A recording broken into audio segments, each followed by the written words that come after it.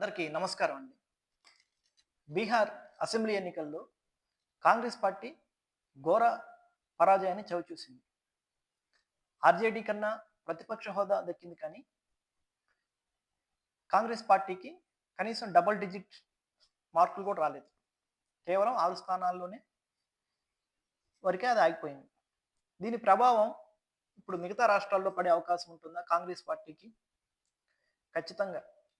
ఇప్పుడు దాకా నవంబర్‌లో కర్ణాటకలో నాయకత్వ మార్పు అనే అంశంపై చాలా చర్చ జరిగింది.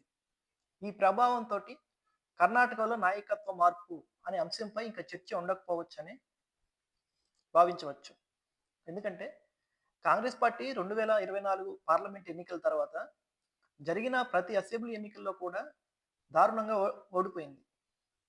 ఒక్క హర్యానాలోనే ప్రతిపక్ష పాత్ర అవకాశం వచ్చింది. మహారాష్ట్ర అయితేనేమి, బీహార్ అయితేనేమి చాలా ఘోరంగా ఓడిపోయింది. ఇప్పుడు గెలిచే ప్రయత్నాల్లో పార్టీ విజయాలు సాధిస్తుంటే ప్రక్షాళన చేసుకోవచ్చు. అంటే ఇప్పుడు ఆల్రెడీ కర్ణాటకలో కాంగ్రెస్ ప్రభుత్వం ఉంది.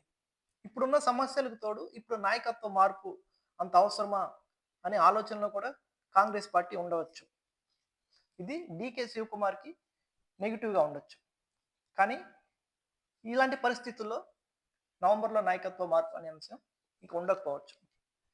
బీహార్ అసెంబ్లీ ఎన్నికల ఫలితాల అనంతరం ముఖ్యమంత్రి సిద్ధరామయ్య, ఉప ముఖ్యమంత్రి డీకే శివకుమార్ చేసిన వ్యాఖ్యలు గమనిస్తే వాళ్ళ మనసులో ఏముందో అర్థమైపోతుంది.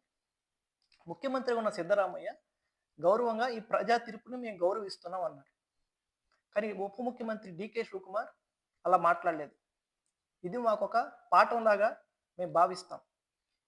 ఇదొక వ్యూహానికి రాబోయే రోజుల్లో కాంగ్రెస్ పార్టీకి కానీ, ఇండీ కూటమికి కానీ కొత్త వ్యూహాలు అవసరం అంటూ ఆయన తన మనసులో మాటని బయటికి చెప్పాడు.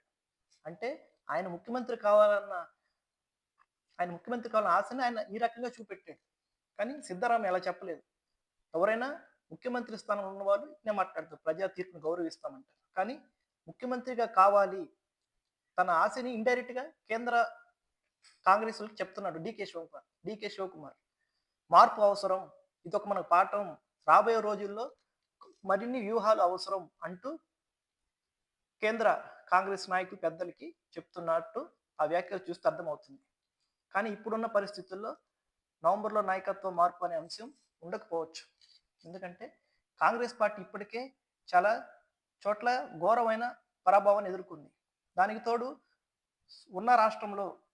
అధికారం ఉన్న రాష్ట్రంలో విభేదాలు కొనసాగించుకోవాలని కాంగ్రెస్ ఎందుకు అనుకుంటుంది